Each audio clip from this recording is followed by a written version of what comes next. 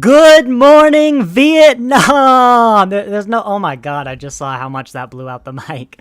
There's no one listening, but I like to think, one day there'll be someone waiting, and that'll wake them up.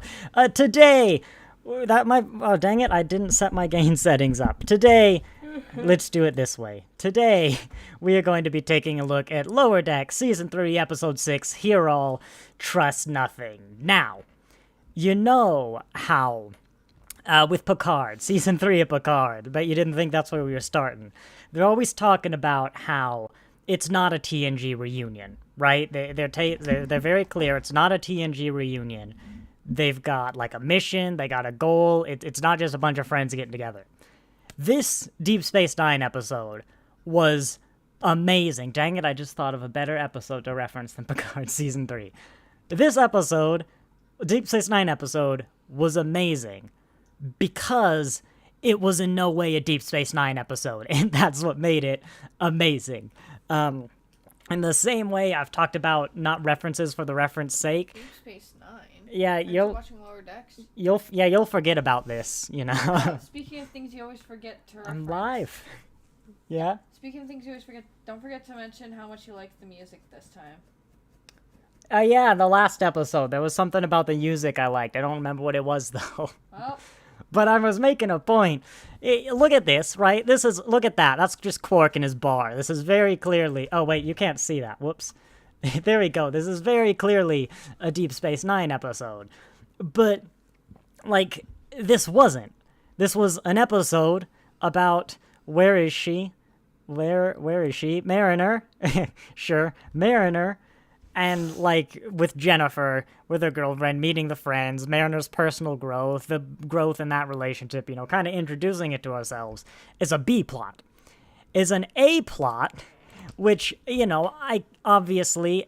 Actually, no, I guess I'm non-binary. I non-obviously cannot relate to this plot more, speak too much to this plot directly, but it was...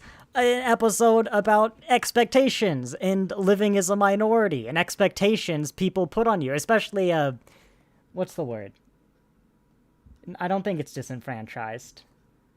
Some sort of negative, a minority that's seen as negative. Alex is right here. Is it disenfranchised? Disenfranchised. I thought there might have been a more specific word, but no, disenfranchised, yeah, minority, and two different viewpoints of that just happened to take place on Deep Space Nine. Even in the Next Generation, when they would go to Deep Space Nine, it kind of felt like... I always felt, it was just an ad, like, hey, we're ending this show, go watch Deep Space Nine. Please, no one's watching Deep Space Nine. We really want you to. And this was like... It was just an episode that happened to take place on Deep Space Nine. I think it's very intentionally an episode that just happened to take place on Deep Space Nine and is not about Deep Space Nine. And that's kind of what makes it great, but it manages to keep that sort of, what like a just reference fest, oh my god, isn't Deep Space Nine great, would have gotten. Just seeing the little rooms, the first look at the promenade again, it's just lovely having Star Trek taking place in there. Even, I know it's boring as heck, but whenever they entered the conference room for the first time, the Deep Space Nine conference room, a room I haven't thought about in years, I just went like, it's the kind of coming home, like, my partner and I are watching Next Generation right now. I desperately want to blitz through that and start Deep Space Nine again. But I haven't seen Deep Space Nine in years. But no, this just made me want to go back and do the whole thing. I adored... I've talked before. I think that... This is not a new Star Trek thing. This is, like, literally from before Deep Space Nine ended, like, Insurrection onwards. That often the shows, when it does talk about Deep Space Nine, and the other shows and movies, they kind of do it in a way that ignores Deep Space Nine and how it wrapped up and ended. Actually, sorry, not Insurrection, Nemesis onward. Where Nemesis onward, with my partner right next to me, how do I word this? It's very clear, like, why is Worf here? it doesn't quite make sense. It doesn't quite match up. I think my partner is leaving to take the dog out. I'm hungry. Ah, I see. It's food time. Well, there we go. I can talk a bit more freely. Pepper snap. They are taking the dog. I wanted to give him a cuddle. Okay, in a few seconds, I can talk a bit more freely. But, in Nemesis, why is Worf in Starfleet?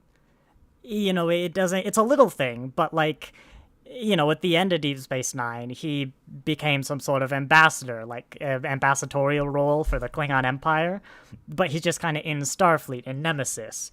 Again, I'm struggling to think of the specific examples moving forward, but there's just always, I felt, little oddities. Or Lower Decks actually is one, where when the Cardassians came back in Lower Decks, I think that was the first time they came back in Modern Trek, they were still kind of like the Cardassians of old, like pre-Dominion War Cardassians, and there wasn't really any growth, any change, like the Ferengi had, for example.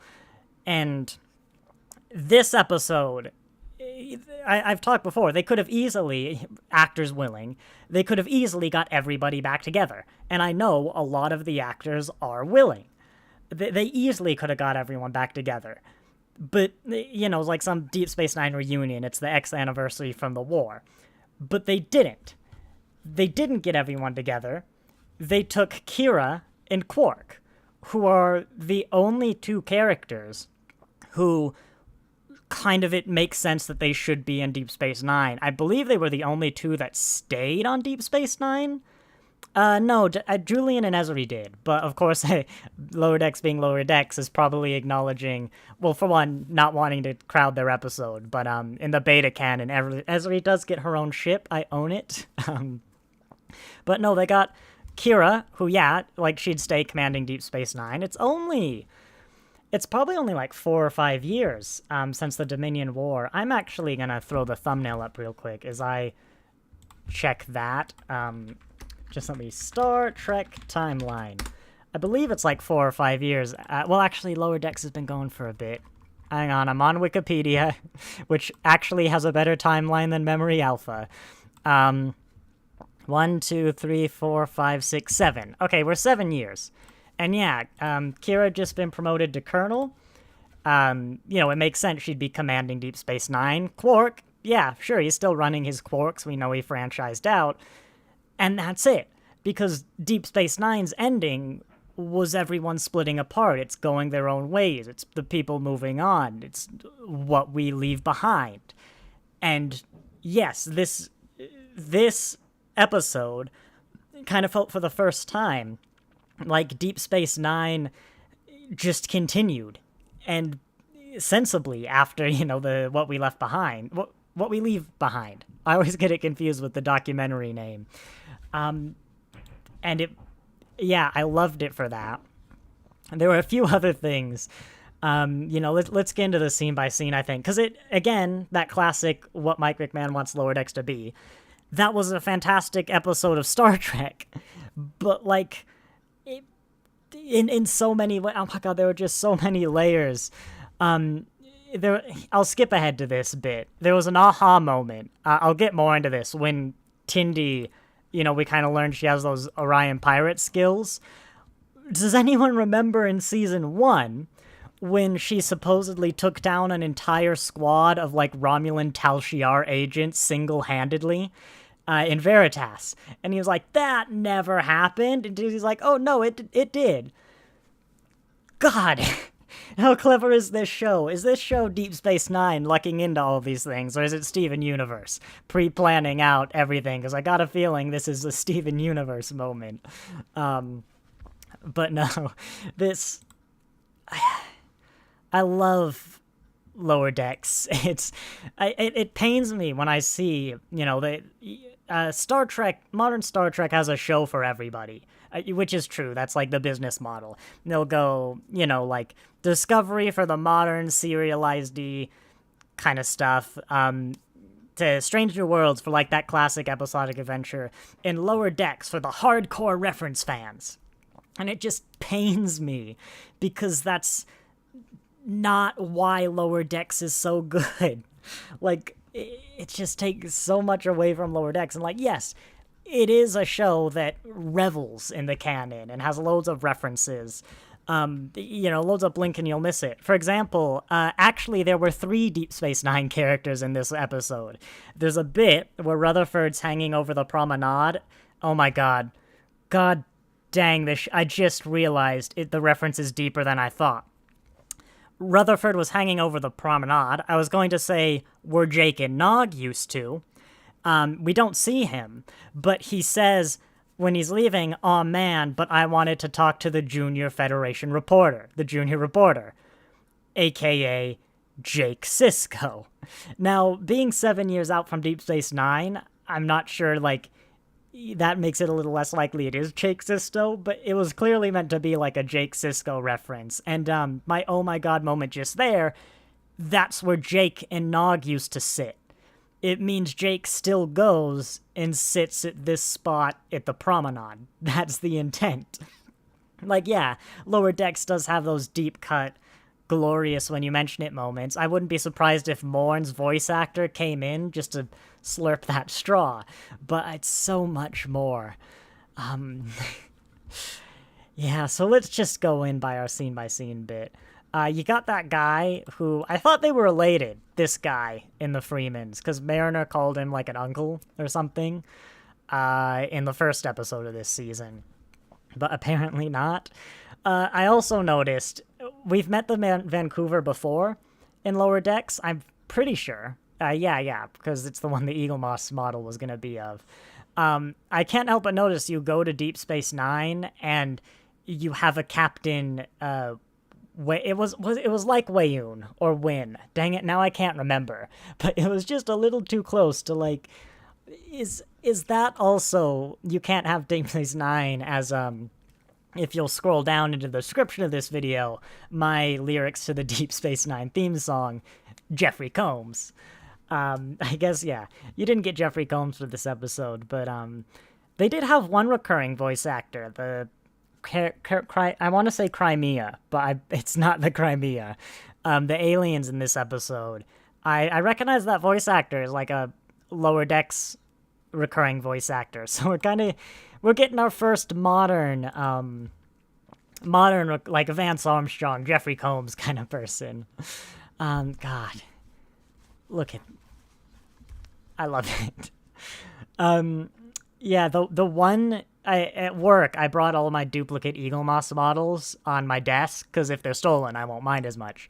The one non-duplicate I have is the special edition Deep Space Nine, because I have the XL at home, but also, like, I just wanted that one at work.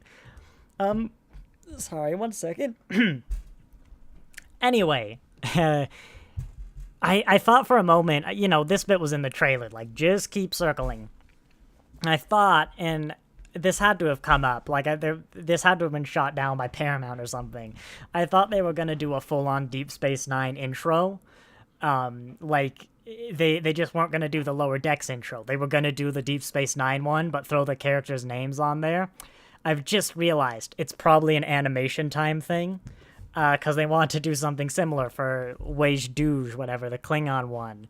From season 2, but it just apparently would have taken so long to animate everyone's name in Klingon. And I don't know if you noticed, but this episode's got a lot of unique sets they'll never use again. We can hope that that's not true. That, like, God, the animators must have been meticulous about. But no, that would have been fun. Which Deep Space Nine intro was it, actually? It was the first one, wasn't it? I don't remember it being bouncy. The late Deep Space Nine intro was kind of bouncy, and I don't remember that in this one. But no, they did a great job on the station, actually, for Lower Decks. I think it took a smidge of time to get used to an animated Deep Space Nine, but I mean, it's Deep Space Nine. Just look at it. I mean, it looks a bit weird in this picture because you can't see the top because it's hidden behind the rings, but wait, actually, I've just realized, where's the Defiant? Maybe it would have taken too long to do. Maybe it's out on a mission. It is like no ships. It is very much a season 1 intro. But hey, we're here to see Deep Space Nine, not a dozen other ships. If that meant if not seeing a dozen other ships in the Defiant meant I could see the conference room, I'm happy. God, I'm a Trekkie. Look at that. How many times have we seen this shot? Like the title screen. I'll let it play. There we go. The title screen, the station, just a ship parked up there. How many times have we seen this shot? Let's get into the actual core bits of the episode that, the bits that matter around the amazing flavoring. Yeah, it was nice to see Mariner and Jennifer. I liked Jennifer just popping out like in bed with Mariner, and these are not wide beds. I've just realized they apparently sleep in their uniform, but they've probably been doing that the whole time. I'm saying that though, I want to see everyone in their pajamas, and I really want to see Tendi in cozy pajamas, like cozy fluffy pajamas, basically like what I'm wearing. Actually, what they were wearing in the sleepover is what I want to see. But yeah, I guess we'll get into some of that stuff a bit further on. Yeah, I already said the promenade, amazing. Amazing. What more do you want me to say? Kira, looking great, animated Kira. I knew, so the way I do this, I actually just finished this episode before streaming. There's like 5 minutes between finishing it and streaming it, but,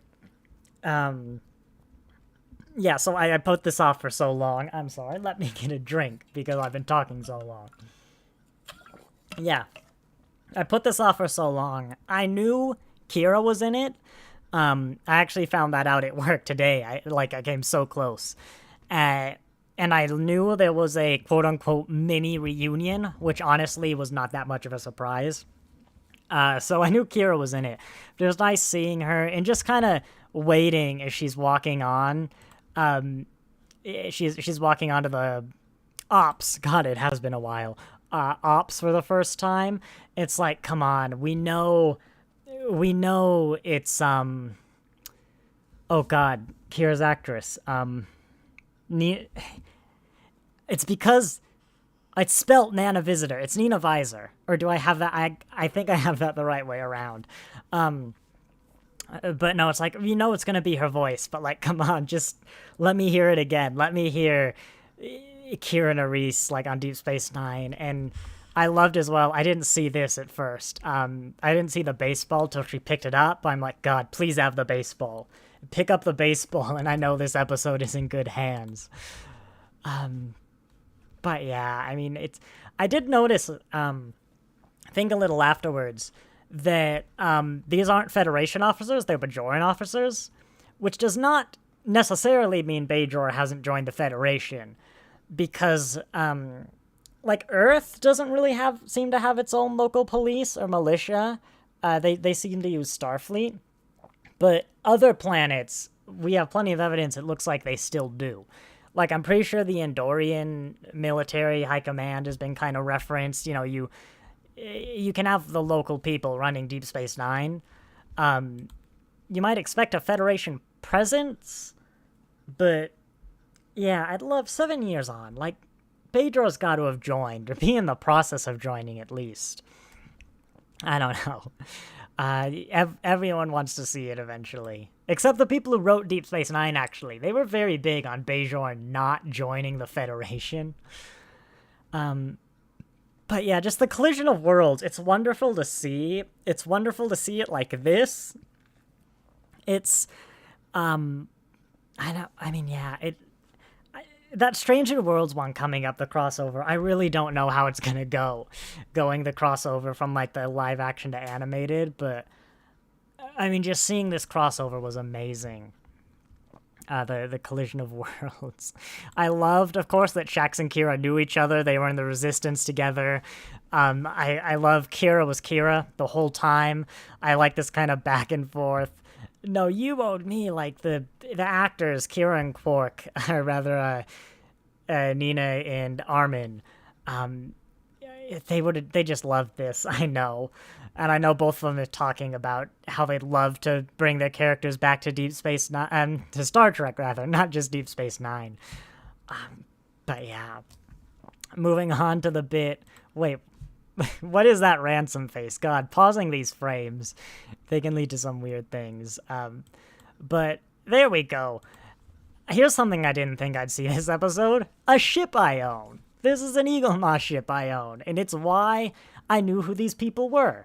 Yeah, I believe it's the torpedo episode, the one where, like, Quark stuck with a member of this race in the Defiant. It's kind of like a sinking submarine episode. But they were like the Ferengi, but with ethics. It was kind of their deal. And I want to say, actually, now I'm wondering if it's intentional. I wanted to say that they seemed more, I don't know what the word is, but they didn't quite, like the guy we met in Deep Space Nine was very, like a reasonable, like, yeah, he's a business person, he's out to make a profit, but he's always like, no, our whole society is around, like, you do the business, there's operating costs of labor, yada yada, like a reasonable little bit of profit, and that's the business. They don't really scam or cheat, and these guys seem more like crummy capitalist, a bit too interested in the profit. But what I was going to say originally was there's, a problem in sci-fi a lot of defining every single member of, like, a race is one archetype, is kind of one thing. I've met one member of this race, therefore I know everything about the civilization. And so, maybe it's a spectrum, and I think Star Trek has done it well, where every race has got a thing. The Klingons are honorable warriors, the Vulcans are logical, emotionless, the Ferengi are filthy capitalists, but when you stick with these civilizations, when you really look into them, they're fleshed out. They're more than just a label. And so that's what I was saying was maybe going on here. Thinking later to the stuff we see about the Orions and what I said about disenfranchised minorities and all that, I would not be surprised if this is some sort of meta, like, no, these guys are intentionally different from the one member of the race we saw to get the audience to think, like, we put expectations on these individuals because of the one guy we saw that one time. And even in that one time, his opinions were swayed. He became addicted to gambling or something in that episode. That could easily be a mistake, but with how well written Lower Decks is in this episode in particular, I would not be surprised at all if that was some sort of intentional meta commentary, because Lower Decks is still so good, is just so good. And yeah, like, to the point of some sort of, I thought it was a suicide bomb thing, like they had bombs strapped to each other. I guess it wasn't. It was some sort of military takeover, but yeah, I think it's amazing in retrospect. Moving on a bit, yeah, I love seeing Quark.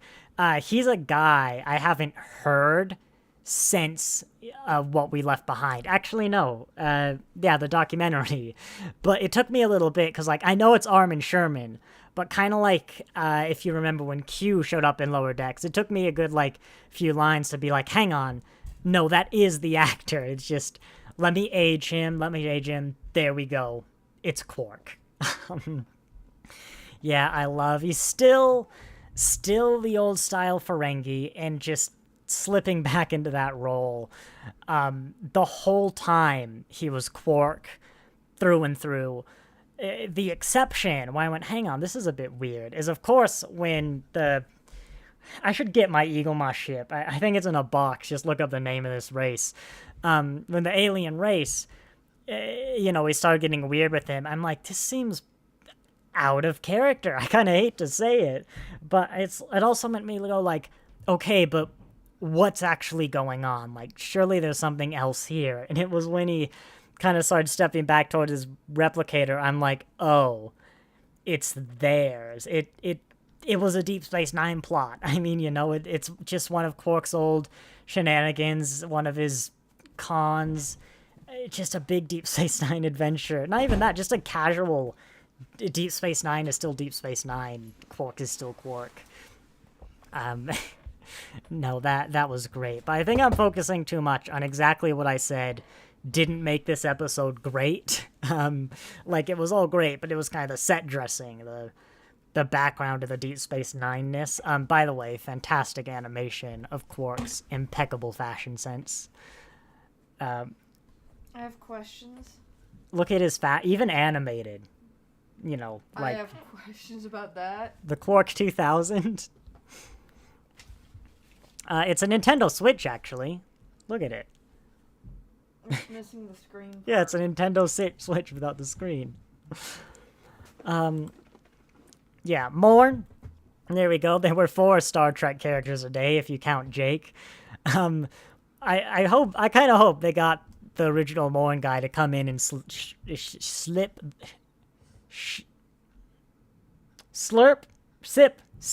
the straw to make the noise. There we go. I just broke for a minute there. Yeah, the only Morn that makes sense to be bald. Wait a minute. Alex. What do you want? You didn't tell me about this. Oh, I didn't know about that either. I might have to sue. You They're got- using my likeness without permission. You got to go to Deep Space Nine? Apparently. That's just Alex. Wow, I'm super jealous. Why didn't I get to go to Deep Space Nine? I made up the now new term for Nasso's turbo, so. That's true, but I'm the reason anyone knows about it. We are the friends. No, stop it. We are the friends. What if one of my concurrent viewers is cheese French? and escargot. We are the French. Hey! French. I just realized they have the Lower Decks badges. So the rebranding I did of the channel for this episode is wrong now. Dang it. Almost put the Titan one on instead. But no, this bit I love. We knew there was an episode with where Tindy would confront her heritage, I think was the way it was phrased in Star Trek Day. But I did not expect it to be the Deep Space Nine episode. Again, I'm overjoyed that the Deep Space Nine episode was like important plot-wise, character development-wise. You know, Tindy, I think we've seen before there have been episodes about this, like Tindy being uncomfortable with the Orion stereotypes, the Orion pirate stereotype thing. But no, I'm wondering, let me just check. Which part of the video do I want to touch on this? Let's save it for the end. Yeah. We'll do a bit. This guy was great. Like, his whole thing, the way he acted for his character should be, like, his sort of, he's in Starfleet, but he's abusing the Starfleet rules to be like a piratey, be about, like, you know, he got a religious exemption for this thing, but, you know, it's not a religious item. It's not even something he particularly cares about. He's just like, yeah, you know, I've gotta go be a criminal, steal ships, pick locks, like, abuse my Starfleet position, while all the while it's just affirming all the things Tindy doesn't believe about Orions, hates about Orions, doesn't like the association with it. It's a good episode, and I can't directly speak to any of the, you know, the disenfranchised minorities, whatever, like, no firsthand experience, but I can see what it's doing. And, you know, maybe I'd be surprised, but maybe someone in the chat would be like, no, I'm so-and-so, and this is, like, the worst possible depiction of a disenfranchised minority. But I thought, at the very least, it was great about making people who are not a disenfranchised minority think about this sort of stuff and bring it to light, which is what Star Trek does best, isn't it? Moving forward... Let's see. Yeah, it was weird, actually. I will say, it was very weird seeing Tindy not super cheerful And I'm sorry, does Morn have lipstick? We're gonna hop back a little bit. Is that a tongue? What's going on with Morn? But, no, like, Tindy, not cheerful, not like a bubble of energy and joy, was weird, but also a very effective tool to convey to the audience, like, obviously she does not like the situation, but, I mean, the whole thing felt off and uncomfortable, and, again, it's just a really well-made episode. Let's move on to the pajama party. There we go. This is what I wanted to see. Like, I like, it's almost like Enterprise, actually, because it's pretty contemporary stuff they're wearing. You know, the reference of that really dumb Discovery shirt that the Cerritos has. And I don't know. They got, but yeah, look, like, just little sweater things. Yeah, you know, I like seeing this stuff, the kind of casual Starfleet, well, not even Starfleet attire, like it's branded, you know, with badgy stuff, but it's, I'm losing my train of thoughts. Usually these are the bits I edit out and I put them back together, but when I'm streaming, I realize, hang on, what was my original point? And then I can't stop to think about it. I have noticed, though, this is the worst heater I have ever seen. Why do you want that, like, 6 inches in between? That's not 6 inches, but between your hot plate and your pot. Okay. But no, Mariner was great during this. Like, I like Jennifer really mostly at the end, like the ending where the resolution came through. There were some fun jokes going through. But, you know, Jennifer was, like, kind of waiting for Mariner to come and just, what'd she say, rip her friends a new one, I think was the actual colorful metaphor used. But no, kind of Mariner trying to kind of get through it. I know, Tony Newman? I don't think so. Mariner's voice actor was really kind of angry when they got the script, because they were like, they're a mega fan. So anyone who saw the Star Trek day should know that. And there was like the Deep Space Nine episode, and originally Mariner never went to Deep Space Nine. Even with their history of Deep Space Nine, that's probably why they avoided it. Let me get a drink. How do normal streamers do it? Probably by reading chat and not talking for half an hour straight. But yeah, Mike McMahon eventually rewrote it a little bit so Mariner could get her time on Deep Space Nine with Quark and Kira, like, of course. But no, it was nice. I'll skip ahead a bit. Yeah, that little resolution of, Kira mentioned trading war stories. So, you know, we know, yeah, she served evidently on Deep Space Nine during the Dominion War. I'll have to look out for anyone who looks vaguely like this on my Deep Space Nine watch through with Alex. But, yeah, just, again, the connections, the Shax and Kira, Mariner and Deep Space Nine, they didn't feel contrived or forced or like a small world syndrome. They felt real natural. They felt like, yeah, it made sense. You know, it doesn't make sense to go into the situation and be like, yeah, Shax and Kira are gonna know each other because they're Bajoran. Like, no, that's not how it works. From the show, you can get it a little bit, but, like, it doesn't feel contrived that they were in the Resistance together. I mean, they were both bold, what's the word I'm looking for? Not, like, trigger-happy. I mean, Shax is a lot of stuff, but Kira was definitely, like, a go out there and get the Cardassians. You know, they would have signed up for the same kind of mission Shax did if they happened to grow up in the same part of the world or be in the same occupation camp. Whatever. Was Kira? God, as I said, it's been too long since Deep Space Nine. I don't think Kira was in a camp, but it's been too long. Yes, let's just see. What else do we got here? The conference room.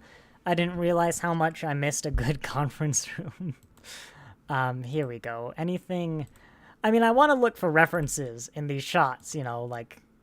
Hang on. Let me get that beautiful shot up of the promenade. I want to look for references, but I know it's just going to be Deep Space Nine. There we go. Like, there's not even anything branded. I don't think there was before, but, like, yeah, it's just Deep Space Nine. And, actually, was that a solid wall? I thought it was, but only in places. In some places, I think it overlooked quarks. But, yeah, this right here is what I was talking about, where Jake and Nog would sit. I'm pretty sure that's the entrance to quarks. This, literally right here, is where Jake and Nog would sit. And I'm going to be very upset if it was right here instead. Wait, can you see my mouse? You can't see my mouse. Well, you know, it's where Jake and Nog sit. But yeah, Rutherford's like, but I want to talk to the junior reporter. But I mean, yeah, it's just Deep Space Nine, isn't it? Going down here, yeah, right there. You can see Rutherford dangling his little legs in the preview down there. I wonder if that looks weird without my mouse. Oh, no, wait. You can see my mouse now. Well, fine. My preview is just being weird. I found it a bit interesting, I guess. Here's where you did Deep Space Nine wrong. Yeah, we know these Davo tables are rigged. Like, we know they're rigged. They just are. It's kind of, a bit naive. Like, oh, cheating at a quarks, rigged tables. But then, when they actually weren't rigged, that did feel a little bit weird. I'd love it, actually, if someone knows. If they got any of the original Ferengi bar people to do these roles, it would have been a nice touch. I don't expect them to, and again, it's kind of weird. They would have stayed for 14 years just working at Quark's bar. Actually, what would have been a fun touch is if they had any female Ferengi, but that doesn't really feel like Quark, does it? Let's go. Anything else I'm seeing? I'm seeing that my... Oh, wait, my internet's bad? No, we're good. The stream is good. Is Paramount Plus down? Hang on a minute. Paramount Plus is being weird. Just technical difficulties, everyone. I'm just gonna try and refresh the page. Give me a moment. And now I gotta sit through the Paramount logos. Do I get an ad? Oh no, they're merciful. The Paramount gods are merciful. And I should really map this to a button, but look at that, we're back. Paramount wants to know your location. No, and I'm glad to see that pop-up did not show up on stream. Here we were. Yeah, there were some fun bits in here. Little references, but in a way that made sense to the world. I like the, what was it, the Kobayashi Maru something? I don't know. If I knew dance, I might know it. I don't remember her story. Her story was quick. She started with it was a dark and stormy insert stardate here, just like today. Then Mariner complained for 5 seconds, and then the Enterprise was in me. It was quick. It was a quick story. I don't recognize this room. Is this a cargo? That's Quarks. That's the door to Quarks. I don't recognize it because the jump just stand is down. God, it's been a while. I don't know, is that Quark's bar? Is there a window to Quark's bar, like a drive-thru? I was gonna say it's been so long, but at least I still know Deep Space Nine's layout. I think what's confusing me, Worf is in the wrong spot. Sorry. Worf? Morn. Morn sits right there, doesn't he? But that's the back... Oh, I don't know where we are. Hang on, sorry. I have to answer this question. And I can't stream Paramount... I can't stream Lower Decks. So, hang on, they're walking. Yeah, no. This is supposed to be the main door to Quarks. But that layout doesn't quite fit in my head. Maybe I'm wrong, though. But yeah, it was this bit that Quark seemed out of character, but even after so long, there was also like there's a bit of nervousness that, like, I don't know, he actually suddenly cared about his customers dying in the war. But yeah, no, even after so long, it's still like, what's up with Quark? What's going on? You know, what's happening? And even Kira, like, oh, you don't have a moral compass, standards, whatever it was Quark said. Here we go. Are we getting to the bit about the Orions? Yeah. Wait, no. Still a little bit. We'll get there to the main core of the episode.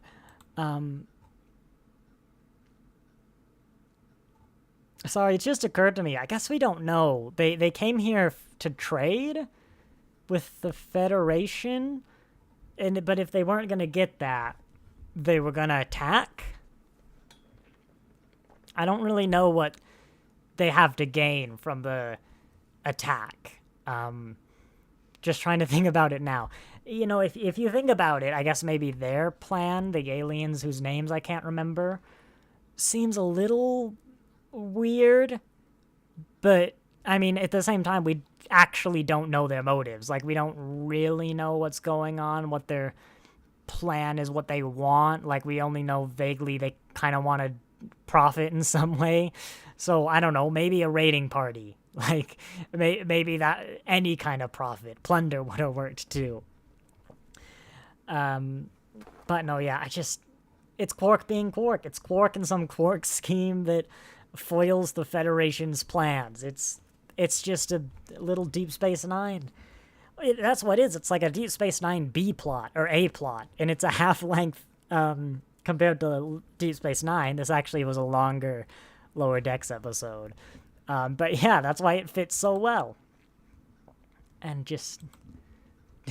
Wait, Morn's still just sitting in his bar stool, even without all the power. Where else would he be?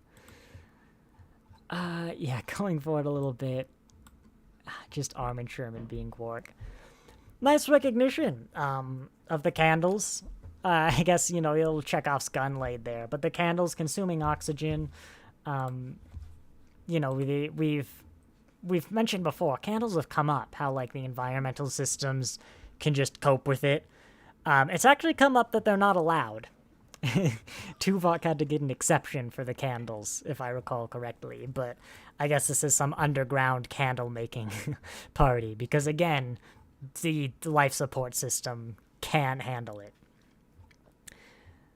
Actually, let me check something, because I bet she didn't. It would have looked weird. But it did occur to me as well, it is in character for Mariner to bring a phaser to a party, but where did Mariner get the phaser? Like, sure, I'd accept that Mariner just always has a phaser on her. But, I mean, yeah, Mariner's a bit weird, isn't she? Mariner doesn't exactly play by the books. She'll make a fine Kirk one day. Do you think we'll get that? It's like, you know, I was born, I was 5 when Enterprise was canceled. You know, I'm a child of the modern Star Treks. So is my, like, new Star Trek in 40 years' time gonna be like Star Trek Mariner, where it's just Mariner's a captain now, but it's basically TOS, but with Mariner?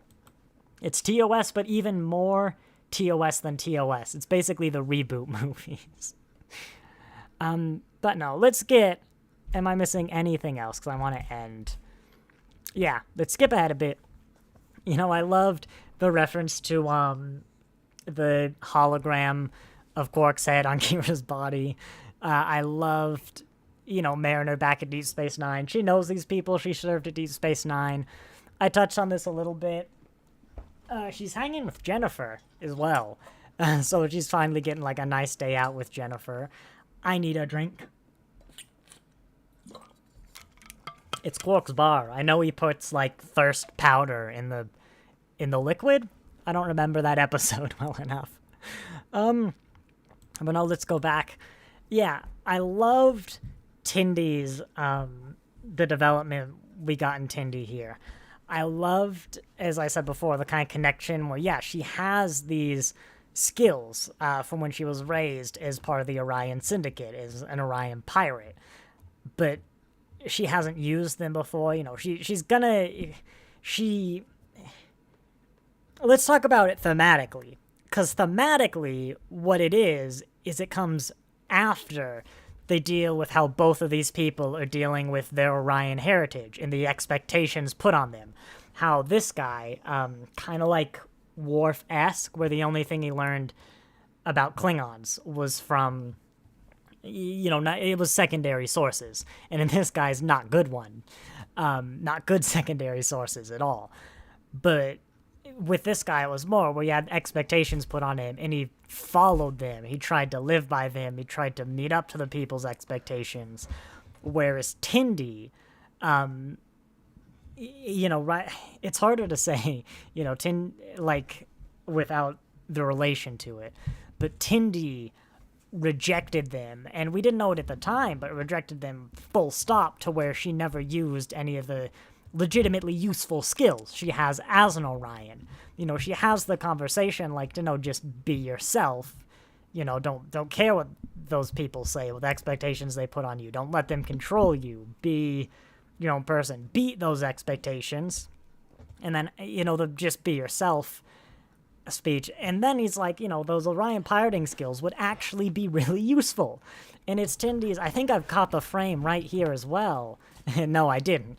But it's Tindy's like, yeah, they would be. And a realization that, yeah, she can do this, but also that she can utilize these skills, I guess, in the strictest of sense, to pirate a vessel.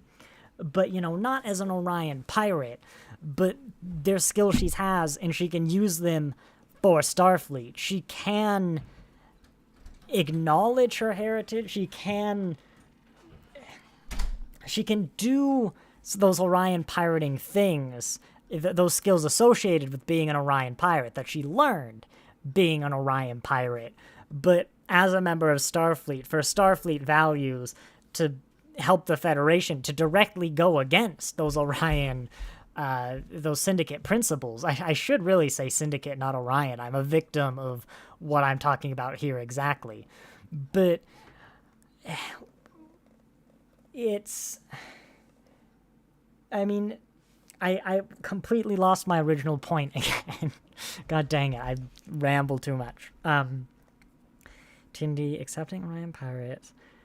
Not accepting Orion pirates, but it's sort of an acknowledgement that those expectations being put on her aren't true. It's not true. She's not an Orion pirate. She's in no way an Orion pirate. But if she has to use some of the skills that she learned as an Orion pirate, even more broadly, something like combat skills, which, she would have had academy training, but certainly as an Orion pirate, she would have had combat training. She can utilize those, and it still does not make it true, because she's not an Orion pirate. She just isn't. And she's not being an Orion pirate. She's not proving that all Orions are pirates by being a damn good Starfleet officer, utilizing that kind of training and those set of skills. And it's just, again, an amazing episode, in Deep Space Nine episode that is in no way a Deep Space Nine episode. Even more so, it's rejoined, I believe, the Trill episode, where Dax meets one of her the future host of one of the former husbands, something. I don't know. It's been, Doctor Who is on my mind. I keep wanting to say Regeneration. But it's amazing because it's a lesbian episode that is not a lesbian episode. And in kind of a similar way, but even harder, this is amazing because, sure, it's a Deep Space Nine episode, but it's not. It's an episode about Tindy. And, Mariner's got a B plot, but it's a Tindy episode. It's an episode about being a disenfranchised minority. I don't have primary experience with this, but I live in Spokane, Washington, which is a white as heck place. and more up, I grew up wealthier, not rich, but on the wealthier side in Spokane, Washington, meaning I lived in the wealthier neighborhoods and went to the schools, particularly early on, of wealthier families, meaning they were disproportionately white of an already white town. In other words, I'm not at all unfamiliar with the concept of like, wow, I never run into other Orions in Starfleet. In my high schools, even the high school level where there's the most students, there's the black kid because it's a white as heck town. And so I don't have that primary experience, but I have some secondhand, absurdly little, like God, I can't at all understand being a disenfranchised minority, but I've definitely seen some of the things in this episode, like both of them. I've seen the people who are not the white person in the entire grade.